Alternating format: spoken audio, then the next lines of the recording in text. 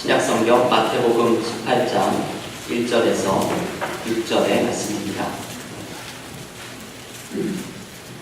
마태복음 18장 1절에서 6절까지 봉독해드리겠습니다. 그때의 제자들이 예수께 나와 이르되 천국에서는 누가 크니이까? 예수께서 한 어린아이를 불러 그들 가운데 세우시고 이르시되 진실로 너희에게 이르노니 너희가 돌이켜 어린아이들과 같이 되지 아니하면 결단코 천국에 들어가지 못하리라. 그러므로 누구든지 이 어린아이와 같이 자기를 낮추는 사람이 천국에서 큰 자니라. 또 누구든지 내 이름으로 이런 어린아이 하나를 영접하면 곧 나를 영접함이니 누구든지 나를 믿는 이 작은 자 중 하나를 실족하게 하면 차라리 연자 맷돌이 그 목에 매달려 깊은 바다에 빠뜨려지는 것이 나으리라. 네. 오늘은 5월 첫째 주일입니다. 5월은 가정의 달로 지킵니다. 한국에서는 오늘 5월 5일을 어린이날로 지키는 날입니다. 그래서 오늘 예배 가운데 어린이에 대한 예수님의 가르침을 함께 묵상을 하려고 합니다. 복음서에는 예수께서 어린이에 대해서 말씀하시는 장면들이 있습니다. 마태복음에서 대표적인 어린이가 나오는 장면은 마태복음 19장 13절에 나오는 말씀이죠. 부모들이 예수님께 아이들을 데리고 오면서 기도해 주시기를 바라자 제자들이 이 어린이들이 나오는 것을 막아섭니다. 예수께서는 아이들을 저지하는 제자들을 오히려 나무라시면서 아이들이 내게 오는 것을 금하지 말라고 말씀합니다. 이것은 아이들같이 작고 연약한 자들을 모두 받아주시는 주님의 사랑이 드러나는 대목입니다. 제가 어릴 때 한국에서는 약장수들이 가끔 학교 앞에 와서 약을 할 때가 있었습니다. 그것을 애들이 막 몰려가서 구경을 하면 꼭 약장수들이 하는 말이 있었죠. 애들은 가, 애들은 가.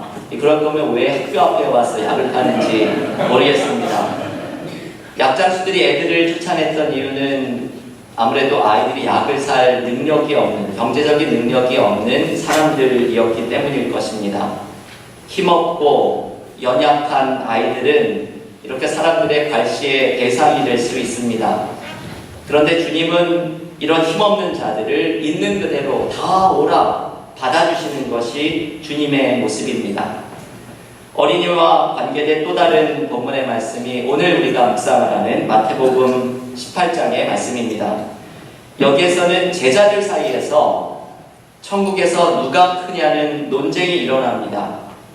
주님은 어린이를 하나 불러 세워서 가운데 놓고 이렇게 말씀을 하십니다. 본문 마태복음 18장 3절의 말씀입니다. 진실로 너희에게 이르노니 너희가 돌이켜 어린아이들과 같이 되지 아니하면 결단코 천국에 들어가지 못하리라. 주님은 어린이를 영접하시는 것으로만 끝나는 것이 아니라 어린아이처럼 되지 않으면 천국에 들어가지 못할 것이라고 말씀합니다. 조금 전에 말씀을 드렸던 마태복음 19장의 본문에서도 똑같은 말씀이 나옵니다. 마태복음 19장 14절에서 주님이 이렇게 말씀하시죠. 어린아이들을 용납하고 내게 오는 것을 금하지 말라.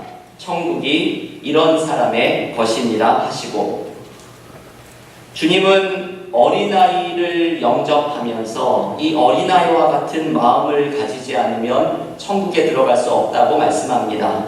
더 정확히 말하면 어린아이와 같은 믿음을 가지지 않으면 천국에 들어갈 수 없다는 말씀입니다. 그러면 여러분, 오늘 이 말씀을 묵상을 하면서 천국에 들어가는 어린아이와 같은 믿음은 무엇인지를 발견해야 합니다. 오늘 믿음의 본질에 대해서 예수께서 말씀하시는 중요한 말씀을 묵상을 합니다.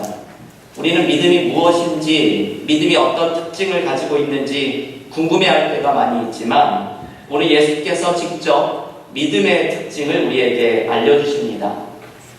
어린아이와 같은 믿음의 모습은 오늘 본문에서 세 가지를 묵상을 할 수가 있습니다. 첫째, 신뢰입니다. 아이들이 가지고 있는 가장 중요한 특징은 부모님을 향한 신뢰입니다. 아이들에게는 부모님이 세상의 전부이고 부모님이 이끌어 가시는 길을 신뢰 가운데 따라갑니다. 이용규 선교사님이 쓴 내려놓음이라는 책을 보면 그분이 하버드 대학의 박사학위를 마치고 몽골에 선교사로 들어가는 이야기가 소개됩니다. 몽골의 선교사역을 떠나기 전에 먼저 이 선교지가 어떤지를 알아보는 이분의 표현으로는 정탐 여행을 가게 되었는데 사정상 이분의 아내가 먼저 몽골에 들어가게 되었습니다. 나중에 이용규 선교사님이 아들 동현이를 데리고서 몽골에 가려고 하는데 아들에게 이 몽골을 소개하는 책자를 보여주면서 황량한 사막이 있는 사진을 보여줍니다. 그러면서 아들에게 동현아, 너 여기 가고 싶니? 그랬더니 아들이 고개를 절레절레 저으면서 아니, 그렇게 대답합니다. 그래서 선교사님이 다시 물었습니다. 그런데 동현아, 엄마가 지금 여기에 가 있는데도? 그랬더니 아이가 주저할 것 없이 그럼 갈래요, 거기 좋아, 이렇게 대답합니다. 이 아들에게는 자기가 있어야 할 곳이 사막인지 아닌지는 전혀 문제가 되지 않았습니다. 중요한 것은 엄마와 함께 있을 수 있다는 것, 이것이 바로 중요한 것입니다. 여러분, 이것이 어린아이의 특징이죠. 부모와 함께 있으려는 마음, 부모가 있는 곳은 어디든 함께 하려는 마음, 부모님이 그들의 세상의 전부가 되는 모습, 이것이 어린아이들이 보여주는 믿음의 모습입니다. 한마디로 신뢰입니다. 이것이 바로 우리가 가져야 하는 믿음의 모습입니다. 하나님을 향한 우리의 믿음의 모습도 하나님을 향한 이 어린아이의 모습으로 절대적인 신뢰로 하나님 앞으로 나아가야 합니다. 시편 131편에는 갓난아기와 같은 절대적인 신뢰로 하나님을 바라보는 것이 믿음의 모습임을 가르쳐줍니다. 여러분, 시편 131편의 기도를 한번 마음의 문을 열고 들어보십시오. 여호와여, 내 마음이 교만하지 아니하고 내 눈이 오만하지 아니하오며 내가 큰 일과 감당하지 못할 놀라운 일을 하려고 힘쓰지 아니하나이다. 실로 내가 내 영혼으로 고요하고 평온하게 하기를 젖된 아이가 그의 어머니 품에 있음 같게 하였나니 내 영혼이 젖된 아이와 같도다. 이스라엘아, 지금부터 영원까지 여호와를 바랄지어다. 아멘. 여러분, 이 시편 131편에는 어머니의 품에서 젖을 실컷 먹고 어머니와 눈을 맞추고 있는 갓난아기가 나옵니다. 지금 이 순간이 아기에게는 가장 행복한 순간입니다.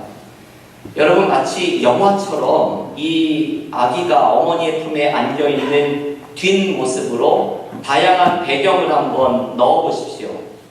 혹시라도 전쟁의 포화가 떨어지는 전쟁터의 배경을 넣을지라도, 혹시 비바람이 몰아치는 풍랑송에 있는 배 안에 있는 배경을 그 뒤에 넣을지라도, 그 어떠한 삶의 배경을 넣는다고 하여도 이 아이가 느끼고 있는 행복과 평안을 빼앗아갈 수는 없습니다.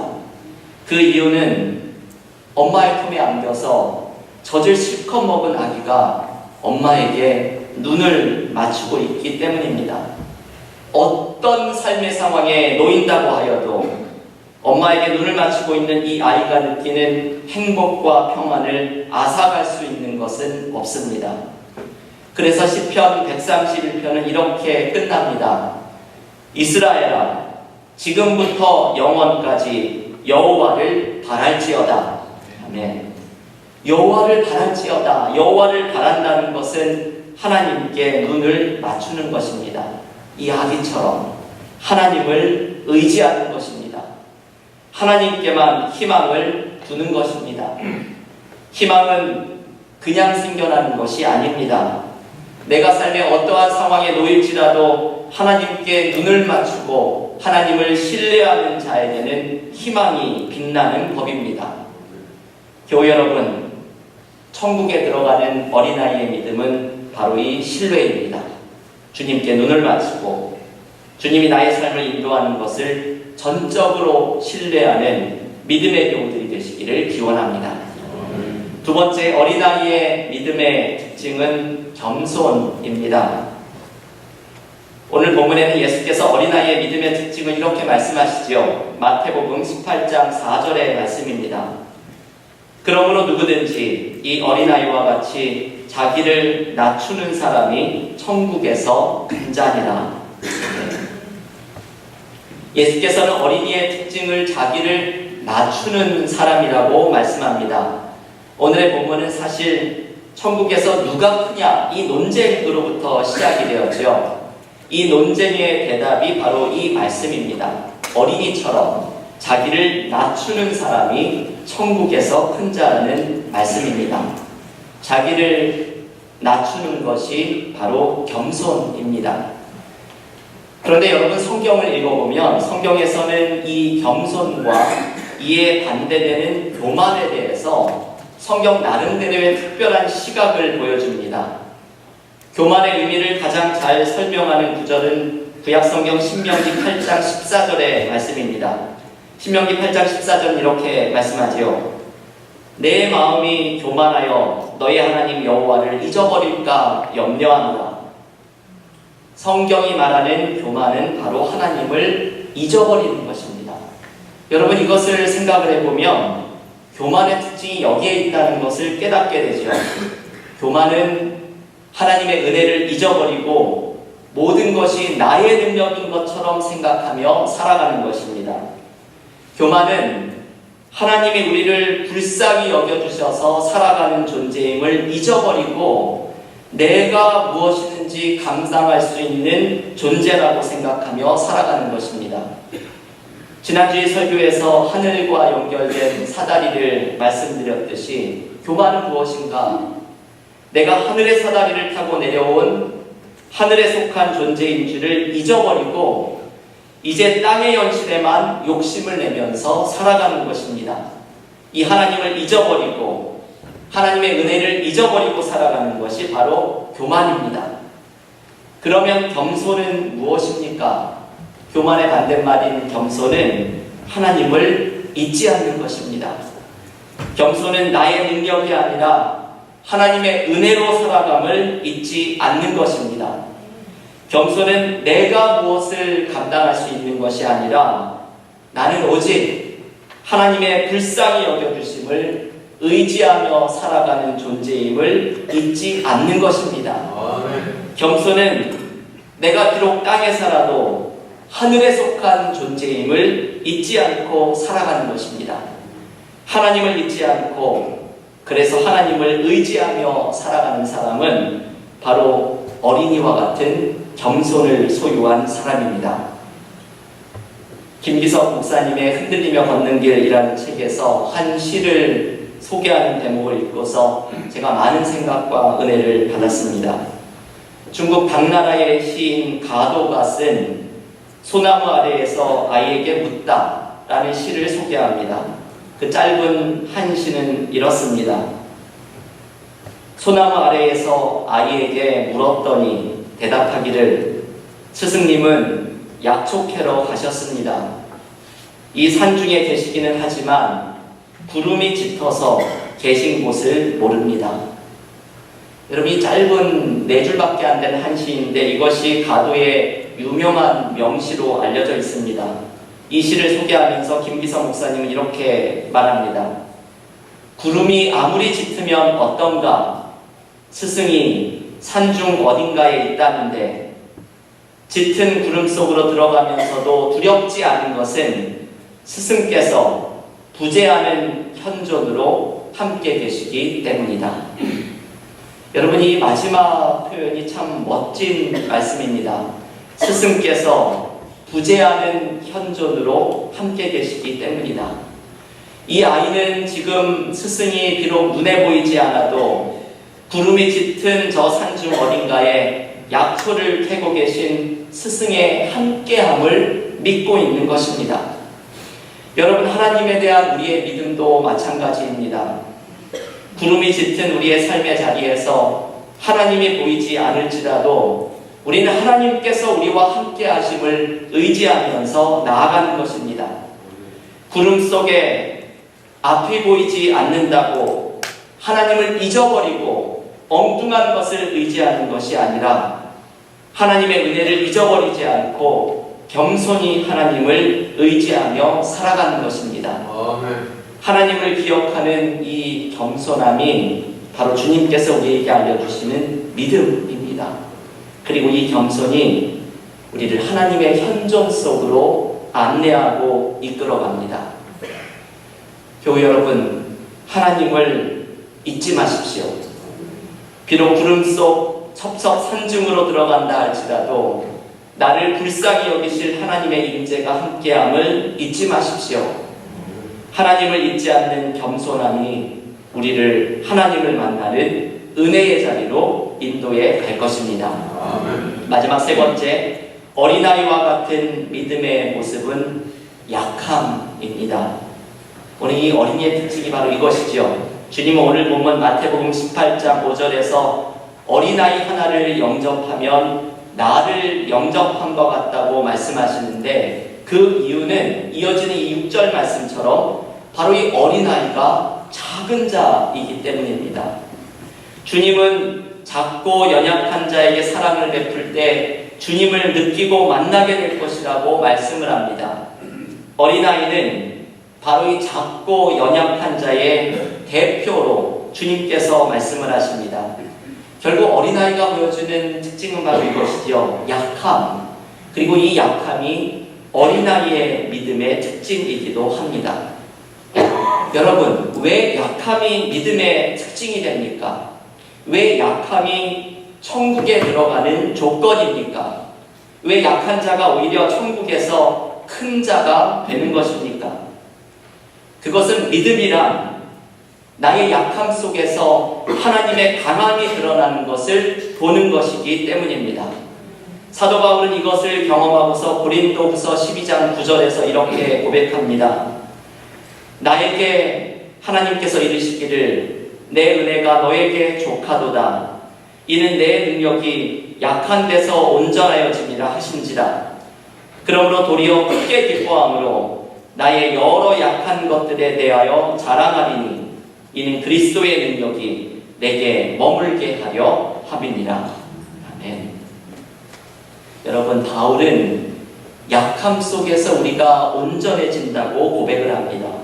그 이유는 내가 약하기 때문에 주님의 능력을 의지하면서 나아가게 되기 때문입니다. 아멘.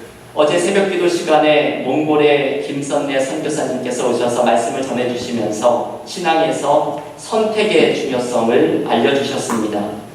여러분, 이것이 중요하죠. 우리는 고난 속에서 은혜를 의지할 것이냐, 나의 능력을 의지할 것이냐를 선택해야 합니다. 나의 약함 속에 임하는 주님의 능력을 의지할 것이냐, 나의 약함을 커버하는 나의 능력을 의지할 것이냐를 선택해야 합니다. 나의 약함을 부인하며 스스로 강해지려는 사람에게는 하나님의 은혜가 나타나지 않습니다. 여러분, 우리의 문제는 이것이지요. 우리의 문제는 내가 강하려고 하는 것입니다. 내가 강하려고 하기 때문에 하나님의 은혜가 나타나지 않습니다. 내가 강하니 주님의 능력을 의지하지 않습니다. 나의 강함을 내려놓고서 나의 약함 속에 임하는 하나님의 은혜를 붙들어야 합니다. 그래서 바로 약함이 믿음의 특징이 됩니다. 왜냐하면 나의 약함이 주님의 능력을 의지하도록 만들어주기 때문입니다. 제가 이 주제를 묵상할 때마다 늘 살펴보는 책이 존 파이퍼 목사님의 책입니다. 암을 낭비하지 마세요 라는 책이죠. 이 책에 바울의 이 메시지와 똑같은 말씀이 소개가 됩니다. 존 파이퍼 목사님은 암 투병을 한 다음에 이 자신의 경험을 소책자로 출판을 합니다. 아주 강렬한 메시지이죠. 암에서 하나님의 뜻과 계획이 담겨 있는데 이것을 깨닫지 못하면 암을 낭비하는 것이라는 말씀입니다. 누군가가 암을 경험하지 않은 사람이 이런 이야기를 한다고 하면 도대체 우리의 고통을 뭘로 하고 이런 말을 하느냐 말을 할 수 있겠지만, 암 투병을 직접 한 분이 이런 메시지를 전하니 이분이 무엇을 말하려고 하는지 귀담아 듣게 됩니다. 이 짧은 책에서 존 파이퍼 목사님은 암을 낭비하게 되는 11가지의 경우를 전해줍니다. 그 중에 제가 이것을 읽을 때마다 감명을 주는 것이 있습니다. 암 투병 중에 예수님보다 자기의 목숨을 더 사랑한다면 우리는 암을 낭비하는 것이라는 말씀입니다. 여러분, 암 환자는 암에 완전히 사로잡혀서 살아갑니다. 아침에 깨어나도 내가 암 환자인데 걱정하고, 하루 종일 살아가면서도 내가 이 암을 어떻게 할까 염려하며 살아갑니다. 하루 종일 암을 묵상하면서 살아가는 것이죠. 그래서 주님에 대한 마음이 점점 멀어집니다. 하지만 존 파이퍼 목사님은 주님을 사랑하는 마음이 암 투병 때문에 약해진다면 그것은 암을 낭비하는 것이라고 말을 합니다. 오히려 암을 통해서 주님을 더욱더 사랑하고 주님을 더욱더 바라보아야 한다고 말을 합니다. 암에게 굴복당하는 순간은 암세포가 나를 삼켰을 때가 아니라 암 때문에 예수님을 살아가지 못하게 되었을 때라고 말을 합니다. 우리는 암을 통해서 주님을 더욱더 사랑하고 주님의 능력을 의지하는 것을 더욱더 배워야 합니다. 여러분, 이 모습, 그리스도인들이 보이는 이 모습은 세상 사람들에게는 이해가 되지 않습니다. 아니, 어떻게 약함을 자랑할 수가 있습니까? 이 암을 통해서 주님을 더욱 사랑하는 것을 배운다는 것을, 이것을 어떻게 이해할 수가 있습니까? 하지만 그리스도인들은 약함을 자랑하는 것이 곧 믿음이라는 사실을 깨닫습니다. 왜냐하면 내가 약할 때 주님의 능력을 의지하게 되기 때문입니다. 내가 약할 때 하나님의 은혜가 나의 약함을 통해 나타나게 되기 때문입니다.